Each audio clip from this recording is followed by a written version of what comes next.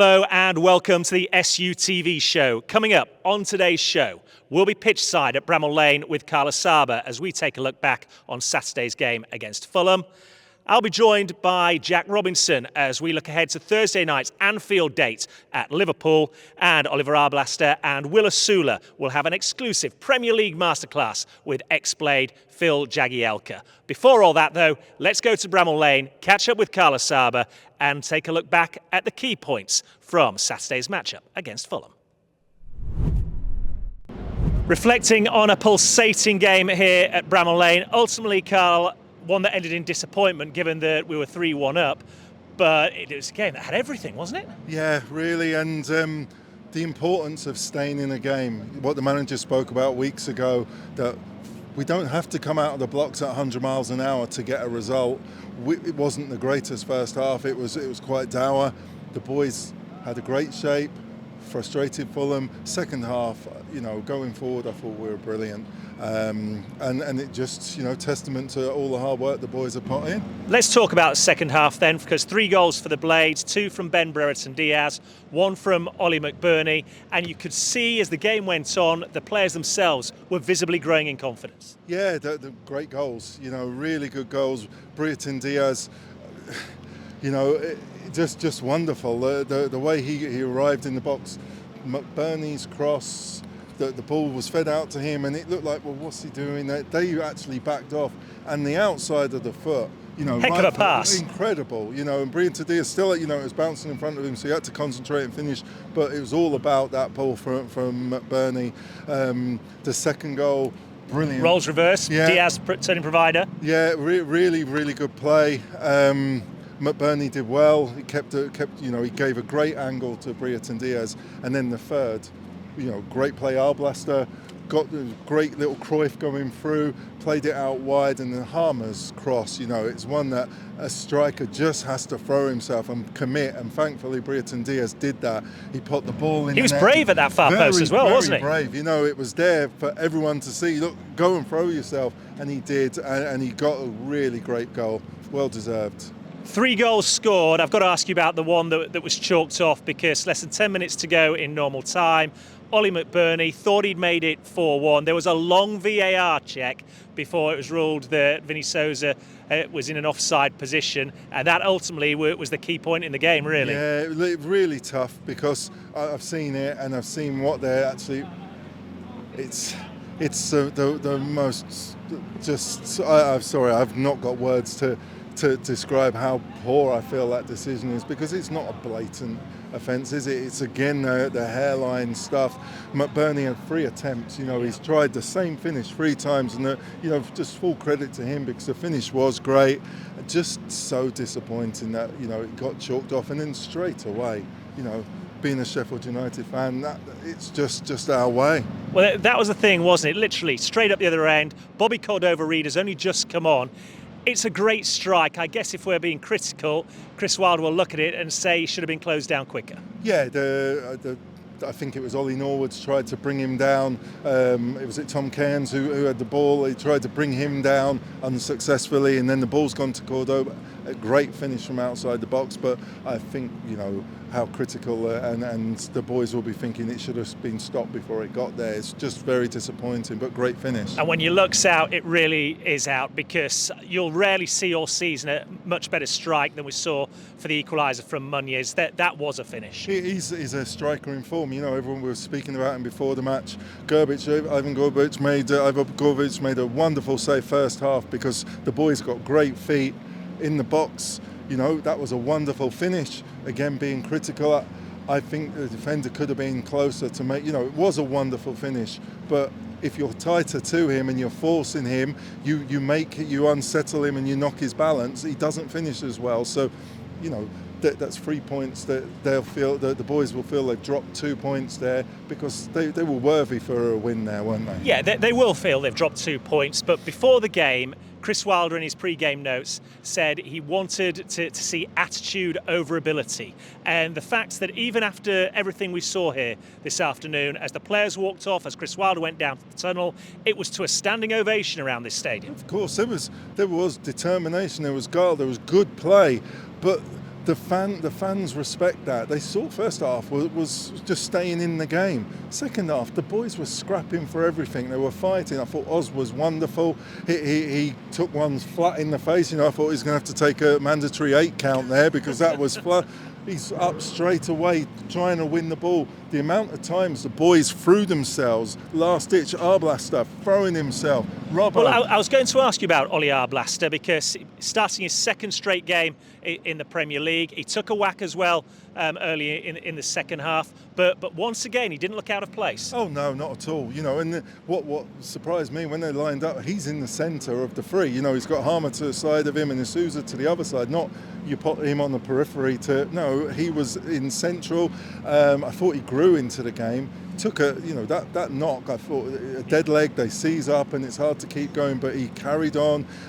He made some great passes. He was expressing himself. He wasn't just playing it simply. He was for the goal.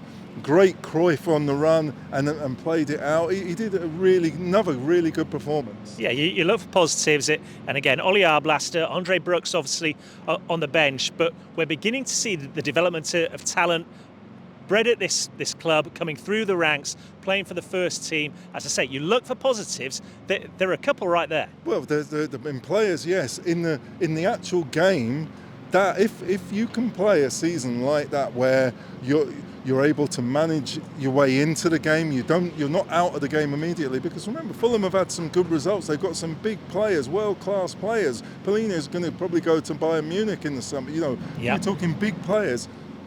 We stifled them. We weren't expansive, but we stifled them. Then we came into the game because we have got good players. Gus Harmer did really well. On the ball, we've got some good players, and the manager and the coaching staff will be delighted that the boys stuck to the game plan. Mason Holgate stayed on. There was another lovely rash tackle from Mason. There was and Jaden, but there was nothing silly. There was a bouncing ball over there where McBurney, we're 3-1 up, and McBurney could have thrown himself.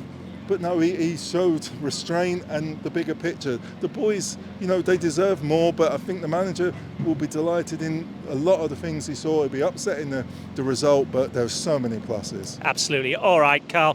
3-3, it's finished at Bramall Lane then this weekend, but the games keep coming thick and fast. It's a trip to Anfield and Liverpool, the opponents, on Thursday night. We'll look ahead to that shortly with Jack Robinson, but first let's take a look back at the last time these two sides met at Bramall Lane.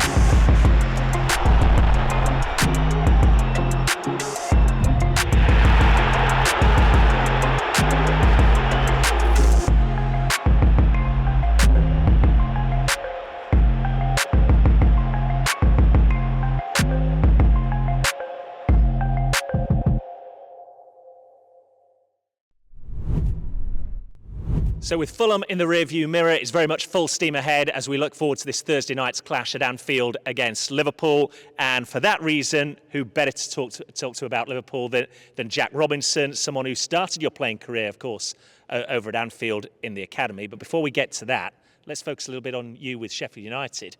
Over 100 club appearances now, nearing 30 for this season. And of course, first Premier League goal at Bournemouth. How was that? Yeah, it was good. Enjoying it. I've always enjoyed my time here. So, it's been a tough season, hasn't it? But I mean, it's the Premier League, playing against the best players in the world. So, I've had to take a step back from looking at results a little bit, and see the progress I've made over the last couple of years, especially here as well at Sheffield United. And I'm really proud of where I've come from there and how I'm playing now, and just want to keep improving. Well, let's talk about this season a little bit, because there's no point in dressing it up. We always knew it was going to be a tough season. It hasn't disappointed. But I remember back in September talking to you about the challenge of the Premier League. And for you, just as a professional, it was the opportunity to pit yourself against the very best that football in this country has to offer. So from that perspective, has it lived up to all you hoped for? Yeah, it definitely has. It definitely has. And I think I've looked back at games and, you know, you kind of forget who you're playing against. And at times, you know, you're literally playing against 2, 3, 4 the best players in the world at the minute. And I think I've held myself okay in terms of that challenge. It's been enjoyable. It's just been a frustrating season, obviously, because we came into the season so confident as well. After the back of last year, and it just kind of took a downward swing at the start. Obviously, losing Zander and Illy was kind of the start of the downfall we felt, and we've just never really put any good performances there together. But I think on positive, when we do, and we're all at it together, 11, you can see we've put some good performances on the board. And as I say, it's just been a frustrating season. We've had so many injuries as well. We've got some of our main players out, with Johnny Egan and Bashi, and Ollie Mack's not been fit for the full season. So I think we've missed them massively as well. And because of that, I guess you're one of the people that the managers look to assume more of a leadership role, one of the more experienced players, especially when you consider some of the young talent that's come through over the course of this season. So how do you balance the psychological disappointment of results not going your way, and yet growing as a leader on the pitch, both for the team and some of those youngsters coming through? Yeah, it's something that I've always been given the role of for different managers. Especially at QPR, I was much younger then, but Ian Holloway gave me the captaincy there at a young age. So I've had that experience of quite a few years as being captain, and I've spoke to Chris many times here, and Anel's been the captain, but he's always looked for me for that leadership role as well. And do you enjoy that? I do enjoy it, yeah. I do. I think anyone who's given the armband, especially, you get a little bit of a boost from that anyway. So it's always been that way, and I love being captain of this club, especially in the Premier League. You know, that was a proud moment for me as well, being captain of that. But it is difficult, because at the end of the day, you're playing a man's senior game. You've got young players here who sometimes aren't doing it, so it's cruel to be kind at times. But that's the demand. That's the demand in football. You have to live up to those expectations, and you have to perform weekly. And it's obviously shown itself, because February you were voted the Player of the Month by the fans, so they're obviously seeing it as well. Little lifts like that, how important are they in the context of a season like this has turned out to be for Sheffield United? Yeah, so I don't quite see it as much, but it's always me family who will remind me of that. You know, not many players get to play in the Premier League, yeah. And especially when you're getting Player of the Month for your club, you know you're performing well in those games. So that is a proud moment for me. I don't quite see it, because I just see the results at the end of the day, and I'm a sore loser and I hate losing. You're not alone in that sense. Definitely, I am the worst loser possible. So I do find it tough at times, but yeah, seeing those little awards at home does give you that little bit of pride. How important is that? Because look, you're a professional footballer, you're in the Premier League. The view from outside the Premier League bubble is, any Premier League footballer's fine, they get well paid, you're being paid to play football. I guess what we don't see so readily are the pressures that you experience over the course of a season as well. And you say it's nice to see those little rewards, it's nice to be picked up by your family.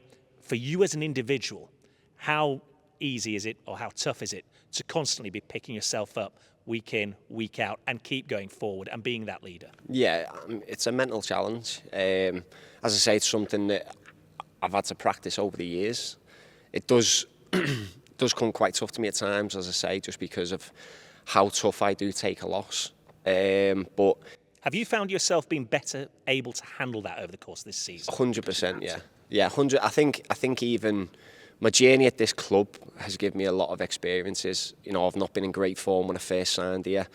I've had to work my way into the team multiple times, and now I feel like I've kind of cemented that place. And along that journey, you pick up experiences all the time, highs and lows all the time in football. And it's just about learning from them. And as I say, it has been difficult, but you're playing in the Premier League at the end of the day, and you look forward to a Saturday who you're playing. That gives you the buzz. You get to a Friday, you put it to the back of your mind what the result's going to be, and you're just excited to get out there and play again and try and get the result this time. Let's talk a little bit about Liverpool then, because in many aspects it's almost a case of returning home in a professional sense for you. You started as a teenager with Liverpool coming up through the academy. What will it be like this Thursday night going back to Anfield? It'll be nice. It's actually, I've been back there before once, but didn't play, so it'll be nice to go back and play this time, play in front of the crowd again. Just to experience the atmosphere of that stadium, because for many years I got to experience that. It was some of the best moments of my life. So I'm very excited, and family's excited as well to watch the game. Talk to us a little bit about the nostalgia, the magic of Liverpool and Anfield as well. We all know about the legendary boot room, but the success they've had over the years, and obviously this season as well. For forever now, it seems to be the countdown to Jurgen Klopp and his departure come the summer. They're obviously gunning for the Premier League in a three-way battle with Arsenal and Manchester City. They're still very much in European contention as well. There is an unmistakable aura when you walk down that tunnel and onto the pitch at Anfield, isn't there? Yeah, it comes from that, from over the years, from all the accolades that they've won over the years, all the managers they've had. There is a special aura, the atmosphere. I think Gary Neville says it's one of his toughest nights he's ever had. So if he's saying that, then you know what kind of atmosphere it's going to be at Anfield. And yeah, it's just a special family-run club. Like they do take care of their own there. They always have done. And I think you just get a sense of pride for playing for them and being around it, because everyone seemed happy there. Everyone at the centre, from kitman to the players, everyone knows what their role is playing for Liverpool Football Club. And as I say, over the years they've won that many trophies and had that many big nights. Then it is a special club. Yeah, I mean, it's obviously a decade or more now since you were there, but coming up through the youth system, is that something you're very much aware of? I know how tough it is. I know how tough it is, for sure. I think it's changed a lot now. I think it's probably even tougher now in terms of the talent that they're bringing in, because I know they've changed the academy. They've changed the way that they run the academy from when I was there. So I think it is a lot tougher, and it'll be a lot harder, just because of they can go a lot wider range in terms of what talent they bring in. I think if you look at Chelsea's over the years, they've always had a really, really strong academy, and obviously Man City now are the same. But I feel like even if you look at Liverpool this season, the players that they've brought on, the academy's there to show them how good that these players are, because they're coming into Liverpool's first team and not looking any different than any of the players that played there. It's an exciting prospect for a defender, isn't it, when you put it like that? It'd be a tough night, I think. But when you look across that front line, though, you've got Mo Salah, you've got Darwin Núñez, you've got Luis Diaz. Usually you'd go into a game and say, right, these are the key players, these are who we need to focus on and try and nullify. Where do you start? I don't know, to be honest. That's up to the gaffer. That's not me to decide. He comes up with all the tactics, not me. So I just try and go out there and do as best I can. Obviously, you mentioned the gaffer, Chris Wilder. It was his first game back this season at Bramall Lane. And Jurgen Klopp said afterwards that you gave Liverpool all they could handle and almost more. Now, fine, you didn't get the result on the night, but is there anything you're able to take from that performance when you go to Anfield? Yeah, I think that confidence from that game, because you could see we got a boost already from obviously the gaffer coming back in, and he did change the team up that night, put a lot of young bodies in there with lots of energy, and we need to take that energy into the game, because can't just sit off, I don't think. We will at times, because we'll have to with the state of the play of the game, but we take that confidence that we did put a good result on, and we did take it to however long it was, in the 89th minute, and I will say it was a bad decision from the referee, because I think it was a foul on Jadon for their second goal, but we were still right in the game up until that point. And you had chances as well. There were few, but there were decent chances you created in that game. Yeah, of course. You're gonna create chances in games, but that's just taking that confidence into other games. And as I say, we try and put on a good performance for the fans, because they've stuck by us. I've seen them every week, every away game they've been there and they've filled out the sections. So we'll try and put on a good performance for them. And is that the mantra from you and the rest of this team now? 7 games to go in the Premier League season. A good performance is the bare minimum that everybody can expect. 100%, yeah. I mean, mathematically, we're not down. People will say we're down. I don't think we're down. Only takes a little good run of games, a bit of luck here and there. But as I say, you've got to put good performances on to get those results. So I think at the end of the day, that's our job as players, is to finish this season as strong as we can. Well, look, Robbo, we wish you the very best of luck. As always on SUTV, we appreciate your time here. Best of luck Thursday night. Let's hope it goes well for you and this Blades team as well. Cheers, thank you. The feeling when you make your professional debut is something that will never be beaten. It's something you aspire to as a kid. For someone to give you an opportunity to play the game you love. I've gone on to do many great things afterwards, but to make a debut and start out your career, your journey, is fantastic, and I'll be forever grateful to this club. Sheffield United is my club. Right, boys, plan is look back over the years of some fantastic Sheffield goals and recreate them. Simple as that. Free kick to start with. You won't remember. I do, because I was in the wall, but a bit of a banger from Tongi. Oh. So look, there's me doing my job, look. Yeah. Blocking the keeper. The keeper had no chance, did he? No chance. You know, he was easy going in. In his eyesight. Easy enough, just pick it, whack it in the top corner and run off. There's only one way we can decide who goes first. Rock, paper, scissors. Right, is it? Yeah. Are we shouting or are we just doing boom, boom, boom? Rock, paper, scissors, shoot. Rock, paper, scissors, shoot, yeah? Rock, paper, scissors, shoot. Oh, Jack's got no first! Oh, no! Oh, massive pressure. So I've got to be Tongi, yeah? Oh, wow. That's why I played centre-back for so many years. Oh, wow, that was sore. Right, gutted. Come on, Blaster. Wait for the whistle. Okay. Yeah? You can smile, you know, Blaster. You can smile, bro. Smile, bro. Okay. You think that gets you the W on this one or not? Depends what Will's got in his locker. Well, you should know more than I should, so what are you saying? Thinks he's got it already. Okay, we're getting warm, aren't we? We'll have to give Blaster that round, won't we? My round, that one, I reckon, 100%. So, this one may be a bit more difficult for us, but Blaster, you keep telling us how good your left foot is, so it's down to you for this one. Pressure, bro. Little whip over the wall. Yeah. Pray for the left foot. Okay. Happy? Right, let's go. Right, top corner. Oh, Yes! yeah, fair play, fair play. Yes. Massive pressure now, Blaster. Massive pressure, bro. Hey. Going from hero to zero. Leant back too much. Horrible. Come on, Will, you got this. He thought he had it. He thought he had it. Definitely take round 2. That's 2 down. What's the next bit? Here we go. Bit more modern for us guys to try. Remember this one, don't you? Yeah. Slams it in. I've made an executive decision. We're going to go right foot, so we're going to try and recreate it from the right. And my second executive decision is I'm going to serve, so I get to go last and see how you two have done. You ready? Yeah. It's such a disrespect to Ender. Right. Wait, let me not laugh. OK, you got around it. Hey. This is, it can't be fair, surely. You can touch Phil, come on.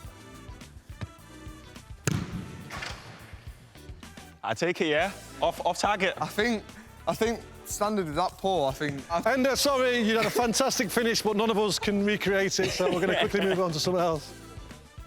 I did warn you they were getting more difficult as they went along, so I know exactly which one this one is, but I'll let you guys see it first. Nice, easy, straight-legged volley from the edge of the box.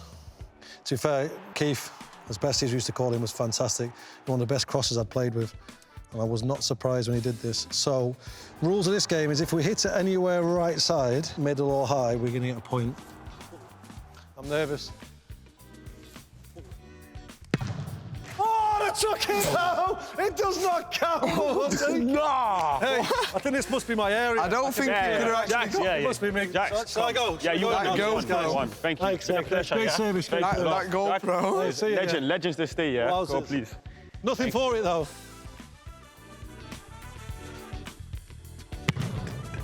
I went super safe.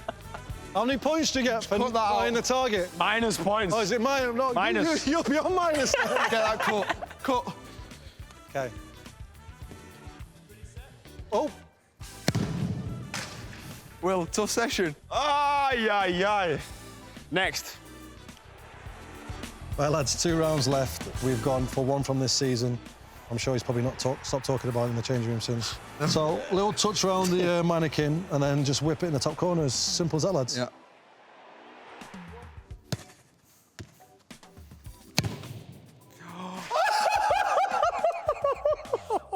Can I just say, the skill wasn't very good, but it's okay, innit? It's okay, chaps. Have you been practicing It's okay, loads lads, before we came? It's okay. That weren't proper though. Because look, it's got to go in like this. Come on. It's got to be. His steps. Okay. Blaster, come Okay. on, man. Give Okay. credit where credit is due, my friend. Yep. Played centre half all my life, and you expected me to start doing lollipops and that. Ready? Yep. That's a bare commitment. But you know what you get for that round? Nil par. Nada. Yeah. Ready? Yeah.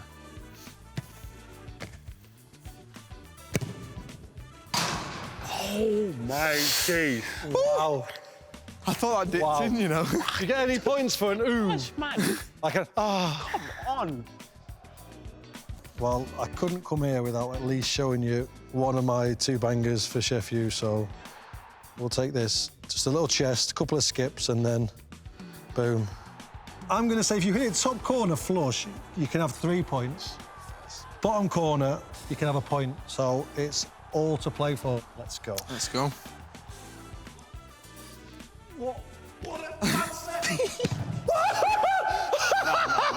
Nah. Masterclass! Yo, Blaster. Yeah. That's the first one, lads. You won. First one, come on. Last. Did we get that one okay? Honestly, if you see the gaffer anyway, just tell him I've still got a bit. Are you ready? I'd just take or get it on I'm target. throwing it here, you ready? That's great. Oh, he's going to the bottom bit. He's busy cementing second play. Look, smile. Hey, I'll tell you what, I'll get I'm you not ball. happy with that. I'll go and get your ball. You stay there, yeah? How we feeling, Will? Come on, give me this 3-pointer and then. The award to the unluckiest has got to go to you, Will. You've skimmed the bar, you've hit the bar, and you've missed the top bins. Hey. I can't believe the performance he's put on today, you know. Jags, pleasure for showing us how it's done, Use legends. experience, mate. Yeah. Experience Academy all the way to the first team and beyond. Yeah. See, that's what it is. That's what the masterclass was about. Honestly, we never got taught how to do that, did we? Through the academy, so. Can you not see how happy I am? I'm quite amazed. Happiest man. I'm buzzing. Hey, you will never let this down, guys. Trust me, never. Unbelievable. Hey, till next time. Right, all the best, boys. Thank you very much. Thank you, Jags. Say well done.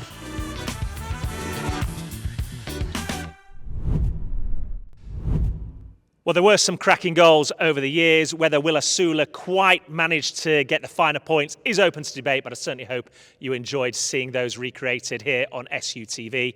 That is all for this week on the SUTV show. Don't forget, we'll be back on Friday as we look ahead to the weekend game against Chelsea.